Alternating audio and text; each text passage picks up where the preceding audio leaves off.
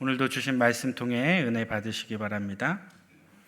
네, 이렇게 새벽 제단을 사모하여 예배의 자리 그리고 또 기도의 자리에 나오신 우리 성도님들 제가 주님의 이름으로 또 환영하고 축복합니다. 네, 말씀에 들어가기 앞서서 시편의 개관을 잠깐 이야기하자면 오늘날 우리가 지금 읽으며 은혜 받고 있는 시편 150편의 구성이 최종적으로 정립된 시기는 역대기와 비슷한 시기로 알려져 있습니다. 시편의 대부분은 이스라엘의 황금기였던 다윗과 솔로몬 시대 그리고 또 바벨론 포로기 전후에 지어지게 되었는데 이런저런 시들이 이렇게 한데 모여서 지금 현재와 비슷한 구성으로 엮여진 것은 이 포로기 귀환 이후에 성전을 건축하고 또 예배를 회복하는 가운데 예배의 불을 이 송가를 고르고 또 다윗 왕조의 정통성을 다지는 과정 가운데 이렇게 집대성 되게 되었다고 학자들은 추측하고 있습니다. 재밌는 것은 시편을 이처럼 많은 150편의 시를 한데 이렇게 모아서 모세 오경과 비슷한 구조로 이것을 나누고 구성하여 총 5권의 시편으로 이렇게 엮어 놓았다는 것입니다. 시편도 이 오경을 따라서 이렇게 분류가 되어 있는데 1권은 1편부터 41편까지인데 창세기에 대응되는 내용이 주를 이룹니다.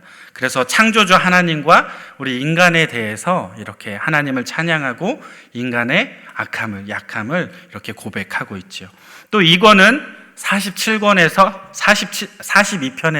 72편까지인데 이 출애굽기에 대응하는 구원의 은총에 대해서 기록하고 있습니다.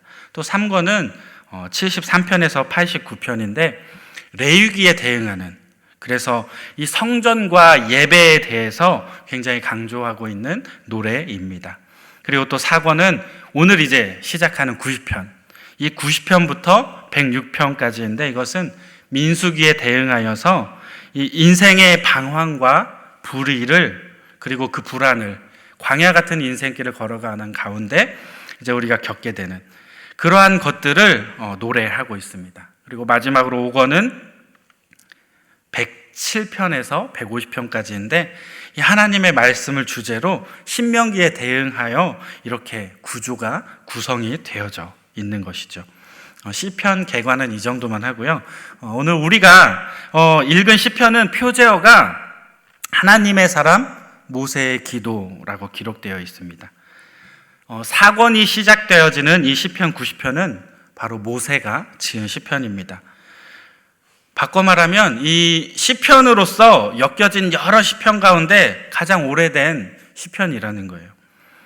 우리가 오늘 읽고 있는 이러한 시편, 대부분의 시편 기자들은 다윗과 아까 비슷한 시기, 다윗과 솔로몬과 비슷한 시기에 이제 지어졌는데 이 본시편은 다윗보다 450년이나 앞선 시대를 살았던 모세가 지은 시편입니다.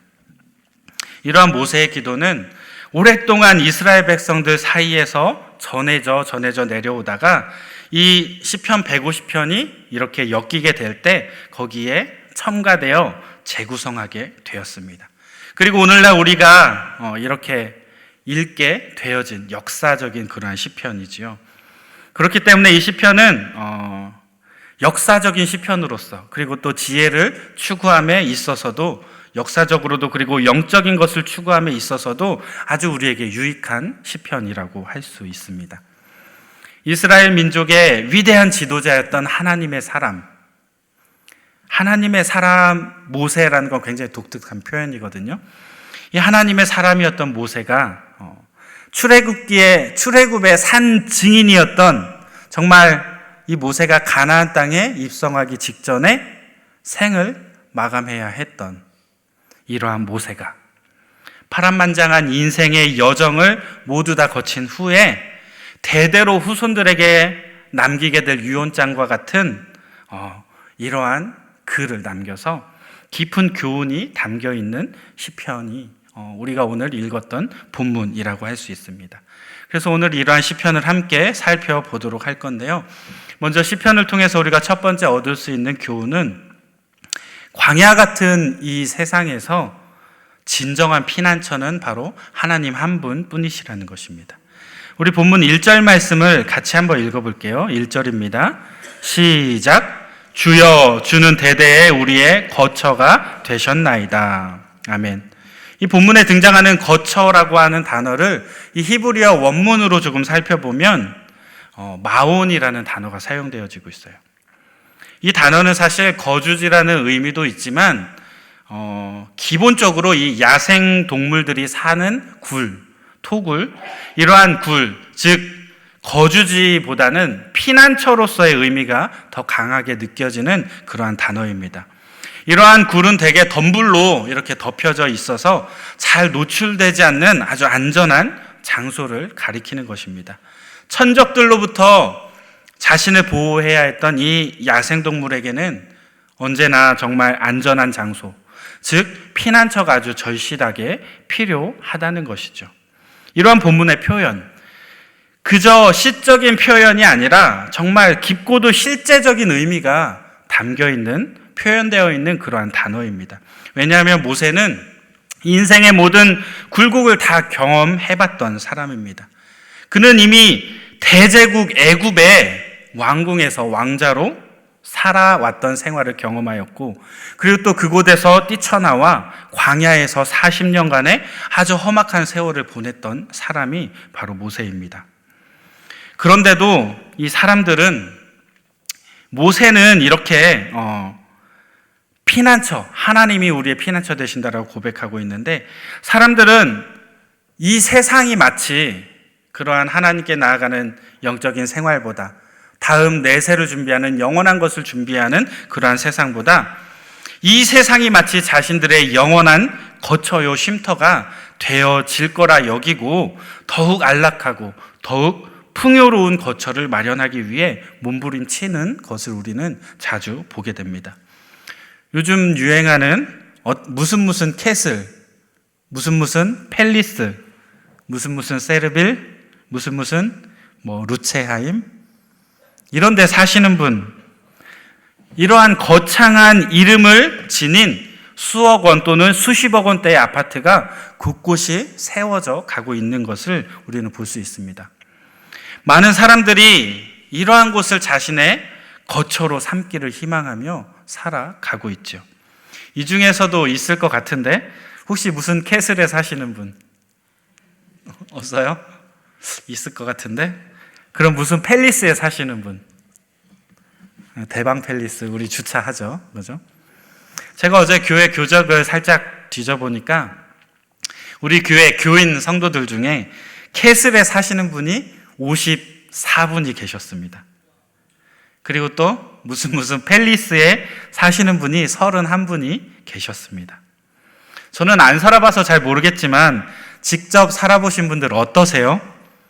그런 거주지로 인해서 인생의 만족함을 얻고 그 거주지가 우리의 행복과 안정감을 우리에게 주고 있나요? 어떠세요? 행복하세요?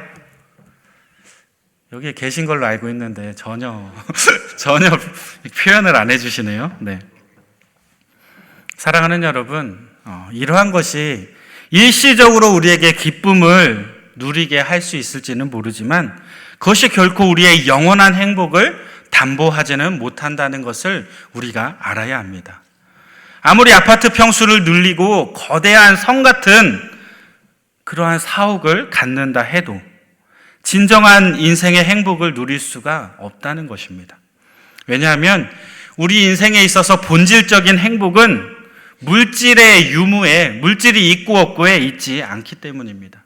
다시 말해서 인생의 진정한 행복은 돈으로 구입하거나 돈으로 그것을 살 수가 없다는 것입니다.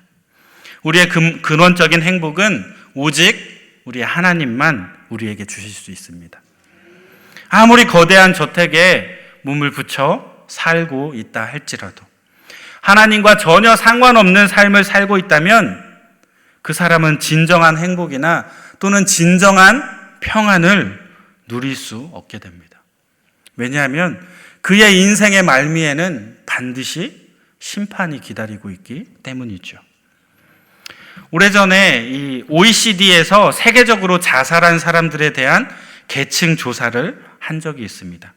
그런데 이 죽은 사람, 자살한 사람들을 살펴보니까 대재벌에서부터 고급 관료, 정치인들, 인기 스타, 수많은 인기를 누렸던, 즉 무언가를 소유하고 누렸던 사람들의 대부분이 이 상위 퍼센티지를 차지하고 있었다는 결과를 발표했습니다. 이것이 무엇을 의미하는 것일까요? 그들이 재물이 없어서 그러한 짓을 저질렀을까요? 그들이 가진 인맥이나 그들이 가지고 있는 혈맥이 우리보다 못하기 때문에 그러한 선택을 하게 되었을까요? 아니라는 것이죠. 그들은 평생 동안 세상 것을 위해 살아왔고 또 세상 것에 진정으로 기대고 그것을 의지하는 삶을 살았습니다. 그런데 인생의 막다른 골목에 다가가 보니 그토록 믿고 의지했던, 그들이 추구했던 그것들이 그들에게 진정한 피난처가 되어주지 못했기 때문에 그들은 그렇게 극단적인 선택을 할 수밖에 없었다는 것입니다. 어찌 보면 이들은 모세가 이미 4,000년 전에 깨달았던 진리, 즉 우리의 피난처 되시는 분은 오직 여호와 한 분이시다라는 이러한 진리를 그들은 전혀 알지도 못한 채 어찌 보면 아주 허무하게 그렇게 이 땅에서 사라져 버리고 말았습니다. 사랑하는 여러분, 주의 궁정에서의 한 날이 다른 곳에서의 첫날보다 나으니 악인의 장막에 사는 것보다 내 하나님의 성전 문지기로 있는 것이 좋다고 고백했던 이러한 다윗의 고백처럼 오늘 우리는 우리의 진정한 피난처가 되어주시는 분이 오직 하나님 한 분밖에 없다는 것을 빨리 깨닫고 인정해야 합니다. 세상 사람들이 안락하다 여기며 그들의 피난처로 삼기 위해서 더 넓은 땅, 더 넓은 집, 더 많은 물질을 취하려고 그렇게 집착하듯이 요즘에는 이러한 헛된 것에 마음을 빼앗기는 그리스도인들이 점차 늘어나고 있는 것을 볼 수 있습니다. 사랑하는 여러분, 하지만 우리는 결코 이러한 어리석고 헛된 것에 마음을 빼앗기지 말아야 합니다. 궁궐 같은 대저택에서 잠깐 죄의 낙을 누리기보다는 정말 하나님의 보살핌 속에서 당신의 백성들과 함께 받는 고난이 비록 고난일지라도 그것이 더 유익하고 우리의 영혼에 안전하다는 것을 반드시 기억하시기 바랍니다. 이 새벽에도 오직 하나님을 우리의 거처요 피난처로 삼으심으로 주님이 주시는 참된 평안과 안식을 누리시는 저와 여러분들 다 되시기를 주님의 이름으로 축원드립니다. 모세가 우리에게 주는 또 다른 교훈은 우리에게 허락된 인생의 시간은 영원을 준비하기 위한 시간이라는 것입니다. 본문 10절 말씀을 우리 함께 같이 읽어볼게요. 10절입니다. 시작. 그 연수의 자랑은 수고와 슬픔뿐이요 신속히 가니 우리가 날아가나이다. 아멘. 이 말씀은 인생의 유한하고 덧없음을 그리고 초라함과 이러한 비애를 선명하게 우리에게 표현해 주는 말씀입니다. 우리의 연수가 70이요 강건하면 80이라는 것은 이 말은 우리의 인생이 매우 짧다는 것을 탄식하는 표현이라고 할 수 있습니다. 어찌 보면 7, 80년이 굉장히 긴 세월처럼 느껴지지만 사실 순식간에 지나가 버리고 마는 것이 우리의 인생입니다. 이 지금 젊으신 분들은 잘 이해하지 못하실 테지만 인생의 후반기를 준비하고 계신 분들은 이 자리 많이 계신데 아마 이 말이 너무 피부에 와 닿을 거예요. 7, 80년 결코 긴 세월이 아니죠. 그냥 빛과 같이 지나가는 아주 짧은 세월이라는 것입니다. 모세는 그나마 이 짧은 인생의 와중에 그 연수의 자랑은 수고와 슬픔뿐이다 라고 고백합니다. 마치 애굽 왕 바로 앞에 섰던 그 앞에서 내가 험악한 세월을 살았노라라고 말했던 야곱의 고백처럼 사실 우리 인생을 돌아보면 수고와 슬픔으로 점철되어진 인생이라는 것을 우리는 부인할 수 없습니다. 역시 젊으신 분들은 아직 모를 수 있어요. 그런데 인생의 후반기를 준비하신 분들은 모두가 그렇게 생각할 거예요. 아, 나도 참 고생 많이 했지. 나도 참 아픔과 슬픔을 많이 경험했어. 사실 우리 인생을 돌아보면 이러한 수고와 슬픔으로 차곡차곡 채워진 그러한 인생들입니다. 물론 우리에게 기쁜 날도 분명히 있었지만 우리 인류가 아담 이후 타락하게 되어 죄를 지음으로 말미암아 타락한 이후로 이 땅은 저주받게 되고 종신토록 수고하여야 그 소산을 먹으리라 하신 이 하나님의 명령대로 우리는 이 땅을 살아가는 가운데 수고하지 않으면 살 수가 없고 또 그러한 수고하는 과정 가운데 끊임없는 슬픔을 경험하게 된다는 것입니다. 그러한 힘겨운 수고와 슬픔은 우리에게 간혹 찾아오는 기쁨마저 정말 없었던 것처럼 그렇게 만들어 버리고 맙니다. 이렇게 볼 때 우리가 이 세상에 이 땅에 소망을 두고 살아가는 것이 얼마나 어리석은 일인지를 깨닫게 됩니다. 이 땅에 소망을 두는 그러한 인생이야말로 허무한 인생이요. 그리고 수고와 슬픔만을 위해서 살아가는 그러한 인생과 다름없다는 것을 오늘 본문은 우리에게 명확히 이야기하고 있습니다. 사랑하는 여러분, 그렇다면 우리는 어디에 소망을 두고 살아가야 할까요? 수고와 슬픔뿐인 이 세상에 소망을 둘 것이 아니라 우리의 영원한 기쁨과 그러한 즐거움이 넘치는 곳, 그곳에 우리는 소망을 두어야 한다는 것입니다.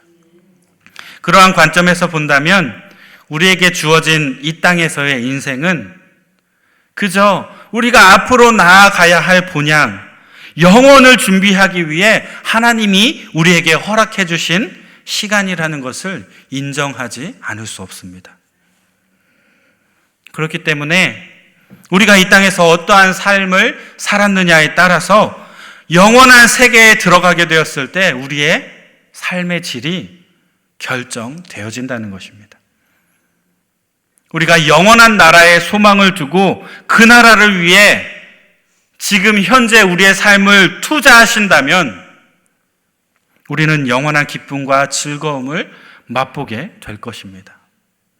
반대로 우리가 이 세상의 것에 우리의 시간과 삶을 투자한다면 우리가 이 땅에서 고통과 슬픔의 인생을 살다가 결국에는 허무하게 인생의 결말인 정말 뜨거운 불구덩이, 꺼지지 않는, 죽고 싶어도 죽을 수 없는 그러한 고통 가운데 우리의 인생의 결말을 영원히 끝이 없는 채로 지내게 된다는 것입니다.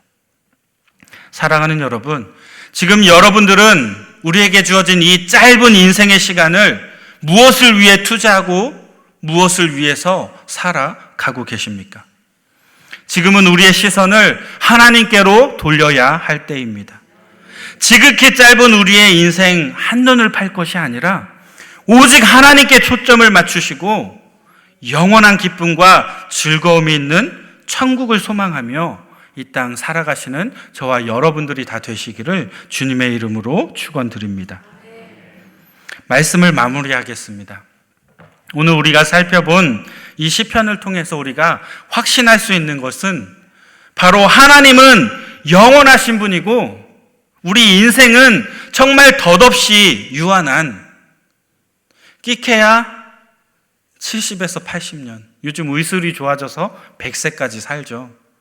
그래봐야 의미 없습니다.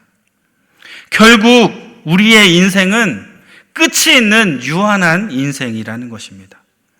이러한 인생의 허무함은 오직 우리가 하나님 안에 거할 때, 하나님과 이 땅 가운데 동행하며 살아갈 때 극복할 수 있는 무한한 길이 열려진다는 것입니다. 인생이 허무하게 된 것은 죄로 인하여 하나님께 우리가 떨어져 나왔기 때문입니다. 하나님으로부터 우리가 분리되어져 나왔기 때문입니다. 이것을 극복할 수 있는 방법, 이러한 인생의 허무와 이러한 인생의 수고와 이러한 슬픔을 극복할 수 있는 유일한 방법은 우리가 다시금 하나님과 연합하는 길 외에는 없다는 것입니다. 그렇기 때문에 우리는 늘 하나님 안에 머물러야 합니다. 하나님의 말씀에 순종함으로 그분이 인도하시는 대로, 그분이 이끄시는 대로 우리가 그분을 따르는 삶을 살아갈 때 우리는 세상 어디에서도 누릴 수 없었던 참된 평안과 행복을 경험할 수 있게 될 것입니다. 이 시간 우리의 삶의 의미와 목적을 오직 하나님으로부터 발견하시는 저와 여러분들 되시기를 주님의 이름으로 축원드립니다.